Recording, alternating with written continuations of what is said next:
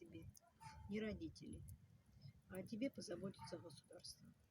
Оно тебя выучит в лице учителей, которые останутся после школы, после уроков, пройдут с тобой тот материал, который ты не усвоил. А если ты не хочешь его усваивать, тебя заставят, вызовут родителей в школу, напишут дневник, пропесочат на комсомольском собрании или на пионерском сборе.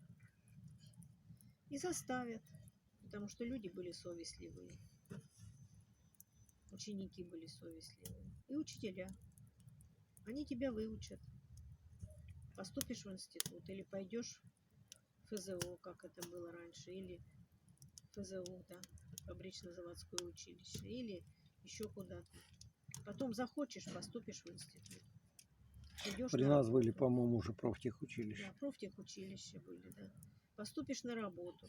На работе, как меня, вот я пришла после техникума, пожилая такая мастер сказала, ну что, давай будем учиться с тобой заново.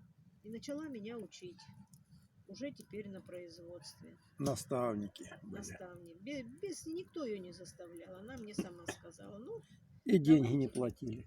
давай теперь буду учить тебя я. Она меня учила, как мясо взвешивать, как, чтобы ролики не застревали там на пути туши, полутуши. Учила отчеты делать. То, чему меня учили, закладывали в техникуме, потом она мне заложила это на Яву. Все. Я ее вспоминаю, там Балахне было, я ее вспоминаю всегда с теплотой. Очень пожилая женщина, уже на пенсии, по-моему, была в то время. И у детей у наших не успел родиться сын, прибежала медсестра, пришел врач, педиатр. Не успела родиться дочь в Москве в 75 году. Тоже прибежала врач, прикрепила, молока много было, прикрепила ко мне какую-то маленькую, какую-то новорожденную девочку. Это была забота. Помнишь, мы с тобой жили, приехал врач, как ругаться стал, да? Ага, что я не пришла вовремя, не пришла, приехала скоро, я не пришла на прием. Ну На да. на плановый прием. Я потом, когда ты родила, приехал к нему, привел бутылку коньяка. Ну, в общем-то, он брал как-то так, Мужчина. скажем так, с большим смущением. Мужчина у меня был. С большим смущением. Это было в Москве. Ну, это было в советской Москве. Или Андрей родился в советское время еще. В Волгодонске. В Волгодонске. Сразу врач пришла, сразу медсестра пришла. Как молоко, как что. Если молока не хватает, молочная кухня, бесплатная молочная кухня. Творожок, молочко, кефир. Ну, я Где-то ходила. на Горького была в районе фитнес-центра. Нет, она была на Морской. А на Морской? Я сейчас там продаю, собственник висит давно уже. Ясно. Была городская детская молочная кухня. Но у меня молока хватало, поэтому я не пользовалась молочной детской. Это тоже было бесплатно. Плановый прием, попробуй не приди. Приходит врач, приходит медсестра. И чертей вставляют. Такое вставляют. Стыдно, неудобно. Да вот, да я, да что, да как. Начинаешь оправдываться. В школе я уже сказала, что учили. Просто учили и воспитывали. Воспитывали через пионерские сборы, через классные часы, через комсомольское собрание. Вступить в комсомол — это была такая честь. Комсомол. Если кого-то вдруг не принимали с класса, ой, на него смотрели так как-то, ой, там Леньку не приняли в комсомол. После этого можно было поступить в институт, если у тебя были знания хорошие. Можно было Насчет комсомола, я все-таки был перед сектором райкома комсомола и помню, как это было. Да. Как приезжали школьники, и вот они так это самое прям дрожали, так сказать, чтобы... С трепетом таким дрожали. В школе сначала принимали на комсомольском собрании, потом ехали в райком комсомола. Это было такое событие, колхоз давал машину, ехали туда, потому что принимали сразу по несколько, человек по 20. Когда меня в комсомол приняли, я в Ярушовке с тобой вместе жили, учился на год старше тебя, то, знаешь, с таким это действительно подъемом написал. И в стенгазете в школьной опубликовали, в коридоре висело. В этот день комсомольский значок на груди засиял у меня. Дальше не помню.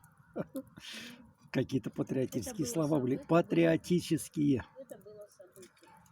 Да. Вот это был Советский Союз. Это был Советский Союз. После тебя распределяли после техникума, после института. Многие, очень многие оставались туда, куда уехали по распределению. Некоторые отрабатывали, возвращались, но большинство, процентов 90, выходили замуж, женились и оставались, работали, и оставались там, куда они поехали по распределению. И там жили, работали, отдавали. Квартиры давали. Квартиры давали, да. Поработали, хорошо работали, старались. За ЖКХ платили там руб 20, руб 50 уж. Электроэнергия 2 копейки стоила. Электроэнергия стоила 2 копейки. Проезд стоил 5 копеек. И каждый год тарифы не повышались. Каждый год тарифы не повышались. Я вот в Воронеже учился в авиационном техникуме. Помню, приценивался все к электробритве. Она стоила то ли, не помню, сколько дорого стоила. У меня стипендия была в авиационном технике 35 рублей. А электробритва стоила, по-моему, где-то 20-18 рублей или 22. А потом раз подешевело до 18. Цену снизили. Я учился год 67-й, 71-й. Потом в армию призвали. И где-то, наверное, вот в 70-м году снижение цен было. Я купил себе эту электробритву. Потом я долго ее брился и в армии, и после армии. Было снижение цен.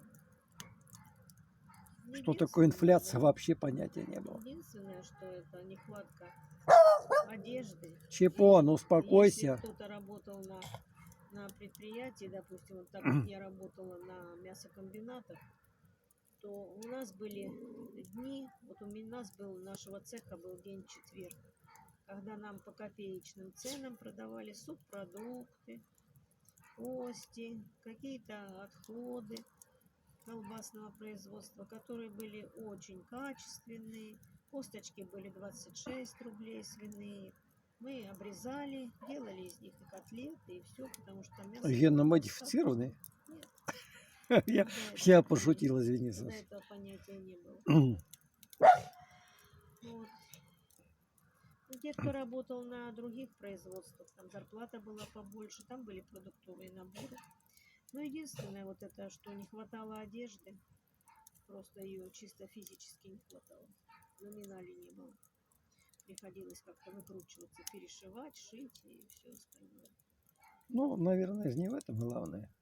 А так, ну не в этом. Комфорт-то не в одежде, да? Комфорт, Это только нам сочинили вот сейчас каждый год новая мода. Разрез сзади, разрез спереди, разрез сбоку. Ну просто я говорю, чего не хватало, это не хватало. Вот хотелось как-то модно одеться, хотелось как-то какую-то косметику, как женщина, я хотела купить там какие-то тени, там, ну да. румяна, там, пудру. Помнишь, вот этого в Москве, когда жили, я польские духи Букмаже купила, быть может. Польский, да? Польский, да. Поэтому вот это вот хотелось, конечно, пока молодой, хотелось детей одеть хорошо. Вот в этом была проблема. Вот этого не было. Если где-то что-то, как говорили, выбрасывали, то стояли длиннющие очереди, ты простоишь 3, 4, 5 часов. А сетки-авоськи? Ну, вот это хватало, вот это. А так, я бы хотела в Советский Союз. Про сетки-авоськи помнишь, да? Не помню. Ну да. Когда заглядывали, ну да, шли и заглядывали, а что несли женщины и спрашивают, женщина, а где вы кур брали? Да там уже нету. Или, да вон в Забарском. А почем? Да там сколько? Рубль 37 или рубль 15. В Москве утки рубль 30 полупотрошенные, рубль 56 полностью потрошенные.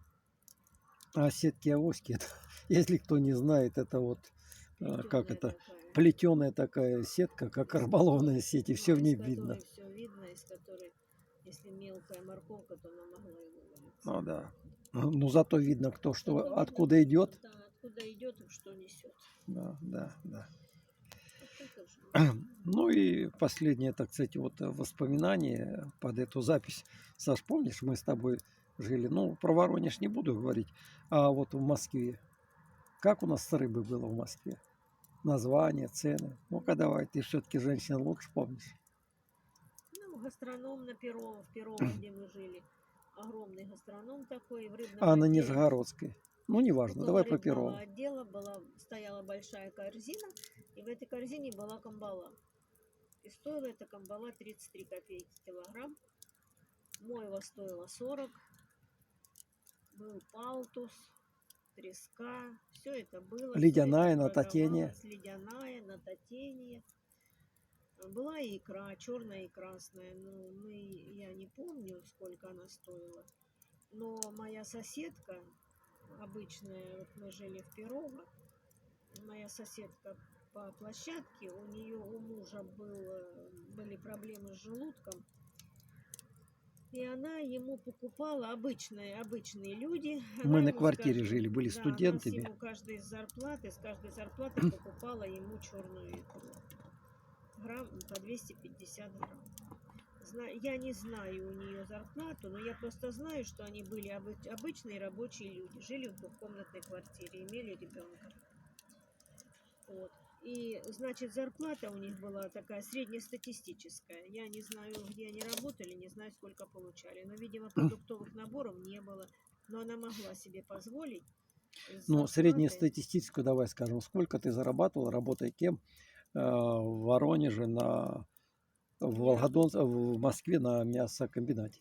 Я работала на колбасном заводе бригадиром сосисочной линии, и я получала где-то вместе с премией, у меня было 143 рубля. А я учился в ВКШ предскал КСМ, у меня была стипендия 70 рублей. Очень высокая стипендия, там действительно. А у меня бригадир сосисочной линии, у меня с премиями, там оклад был 115, и плюс были премии, потому что мы по сосискам, мы постоянно выполняли план по сосискам. И у меня средняя была, я просто помню, когда я уходила в отпуск, там считали средняя была 143 рубля. Ну, что касается ЖКХ электроэнергии 2 копейки стоила киловатт. ЖКХ, ну, не знаю, руб 50, 3,20. Я уж и цены не могу сказать, но меньше, чем бутылка водки в месяц платили. Квартира в Москве, однокомнатная квартира, снять Которую однокомнатную мы снимали. квартиру, да, была 35 рублей. А я учился в ВКШ предсказал КСМ. Там было прекрасное общежитие, там 2,50, по-моему, месяц стоило, двухместные комнаты. Ну, прекрасные. Все-таки это готовили, скажем так, активистов комсомольской работы. И поэтому были все удобства. Но был женат, потом-то появились семейные, так сказать, возможности. И поэтому мы были должны жить на квартире. Вот поэтому мы сейчас об этом вспоминаем. Что еще? На чем бы завершили, так сказать, вспоминания? Я бы хотела в СССР назад вернуться.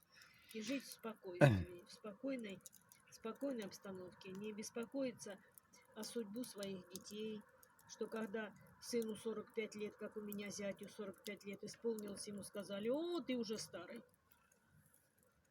Да. Я бы не хотела этого услышать. А помнишь еще вот как в ВКШ я как раз закончил обучение, и ну, у меня была хорошая дипломная работа. Преподу это понравилось, и он предложил мне с ним вместе выпить вина. Мы у него дома пили вино, помню, как сейчас, натуральный портвейн, так он назывался, португальский. Фамилия, кстати, шефа Зиновьев. Но это не тот Зиновьев, который Зиновьевский клуб. Это очень хороший, уважаемый человек. ВКШ предсказал КСМ, доктор наук был. А супруга моя приехала меня искать, потому что ну, обычно я появлялся вовремя. Ну и что там было про негра, расскажи, как Не там, помню уже.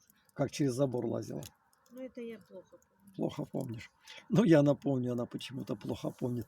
Потому что пришла, у нас пропускной режим. Ну, нет, то ли пропуск у нее просрочен был, пропуск Нет, давай. я А, могла заходить до 20 часов. до 20 часов, вот. Ну и она вот хотела все-таки найти, где же э, блудный муж делся. Ну и вот она идет вокруг, а там 2,5 метра высоты решетки. Ну, никаких сигнализаций тогда не было. Ну и где-то Ниар, тоже из нашей братской, так сказать, какой-то страны. Ну, поговорили, он говорит, дядьке помогу. Взял, подсадил молодую девку. Простите, как жена сказала правду или нет, ни за что не пощупал, так сказать, все абсолютно. То есть, Да, он же и сам перелез. да, сам тоже Он сам же сам опоздал. Его не припоздал. пустили. Ну вот, и что получилось? Просто-напросто это говорит о том, как спокойно мы могли жить, ходить, передвигаться, и никто ничего не боялся. Дети гуляли на улицах наши, мы в Волгодонске жили там.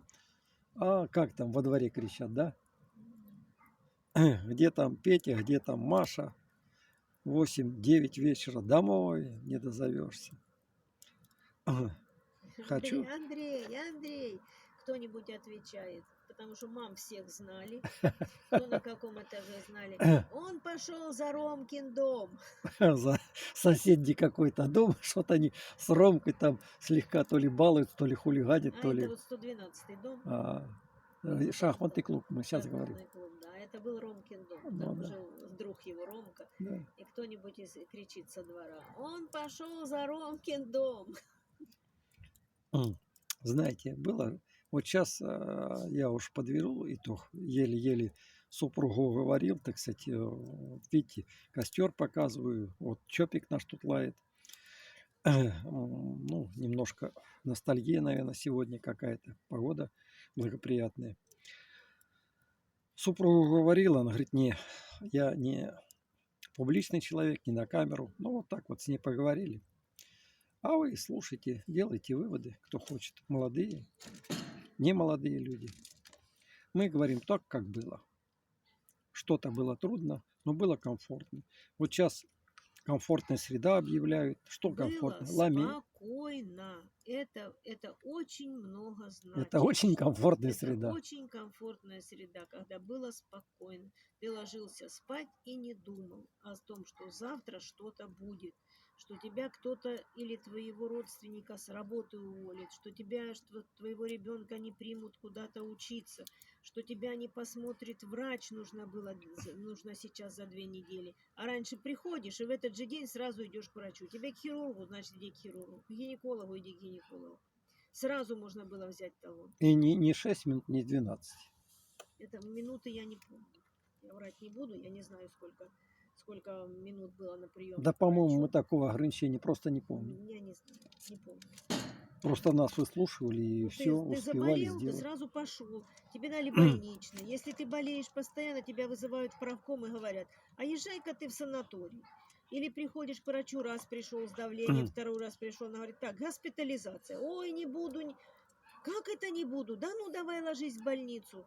Вот как было. С ребенком приходишь. И дней на 12, как закатают. Да, и все, и закатают сразу. Не надо было и анализы, там все сдавали. Все, и минимум это 2 недели. Я был председателем правкома в управлении строительства атомной станции в Волгодонске. Я прекрасно помню, как путевки мы выделяли бесплатные, там, Да? на Езжай в горячий санаторий. ключ, там Если, еще какие-то там что-то саки, болит, Крым. ходишь с желудком к терапевту, раз пришел, 2 пришел, 3, она видит, что уже хроника. А езжай-ка ты, я напишу тебе, иди в правком, я тебе напишу направление, иди в правком и проси путевку. Ну да, у нас были Всё. путевки абсолютно бесплатные, там дорогу только оплачивали люди. Были там 30%, вот по-моему так. Я напишу тебе направление, а ты, говорит, иди в правком и проси путевку. И не надо было просить, надо было прийти в правком, дать вот это направление, что тебе врач, рекомендацию эту, и через какое-то время тебе давали путевку, как там очередь или как-то. Езжай. Езжай в санаторий. По желудку, значит, по желудку. Что по какой-то проблеме, значит, еще по какой-то проблеме. А с госпитализацией так отмахивались от этой госпитализации, как черт от ладана. Саша, я еще что добавлю. Вот я, когда пошел оформлять пенсию, мне сказали, у вас есть какой-нибудь ударник 5 лет, еще что-нибудь такое? Я говорю, да нету, я вот всю жизнь работал, вот у меня благодарность, на сегодня у меня где-то всяких знаков отличия в виде дипломов, начиная со школы и так далее и тому подобное. Ну, 50-60, я уж все не считал. Грамоты, благодарность, там, значки, знаки и так далее, и так далее. И я пенсию, несмотря на то, что, в общем-то, работал, ты так хрустишь, что здесь, наверное, запись будет громкая. Сейчас я закончу. Вот, подкинем потом в костер. И мне ничего было предъявить. Я просто работал. Со всеми этими знаками так отличия. А нет у меня значка ударник пятилетки. А я сам их, работая председателем правкома управления строительной администрации, я получал чистые бланки в обкоме профсоюза, приезжал, заполнял их, ставил свою печать, и люди получали тот документ, который позволял им потом, да, пусть немножко горит поярче, тот документ, который позволял им потом быть пенсионерами и пользоваться льготами как ветераны труда. То есть речь шла о том, что не помышляли мы в то время о том, чтобы о себе что-то подумать. Мы просто работали и думали, что о нас позаботится государство. А я пошел оформлять пенсию уже не в том государстве, не в Советском. Я пошел в Российской Федерации, замечательной нашей Российской Федерации, оформлять себе пенсию. Хотя работал в Советском Союзе, про который зачастую наши власти на разных уровнях говорят, что там эта страна, на которой только лишь, так сказать, умели делать какие-нибудь топоры ржавые, так сказать, или галоши дырявые. Горит наше воспоминание, а душа болит. Правда, Саша? Всем привет. Хочу в СССР. Конечно, с корректировкой на современные технологии и так далее и тому подобное. И когда люди говорят, а вот в СССР то, ребята, СССР сколько лет прошло? 30 лет с лишним назад мы живем, начали жить в новой стране. И за эти 30 лет, наверное, многое, очень многое перегорело вот в этой топке. И очень многое могло стать замечательным, так сказать, пищей для прогресса. Но оно погасло для нас. И прогресс этот остался только для избранного круга очень приближенных лиц. Поэтому давайте не сравнивать просто-напросто одно с другим, а делать корректировку на время. Что за 30 лет, наверное, Советский Союз, если бы он не был развален так, как он развален был, он бы стал, наверное, тем, даже трудно себе представить. А вот сейчас пока костер он. Супруга случайно подкинул туда огонь. А вот символично гаснет костерок. Воспоминания о Советском Союзе.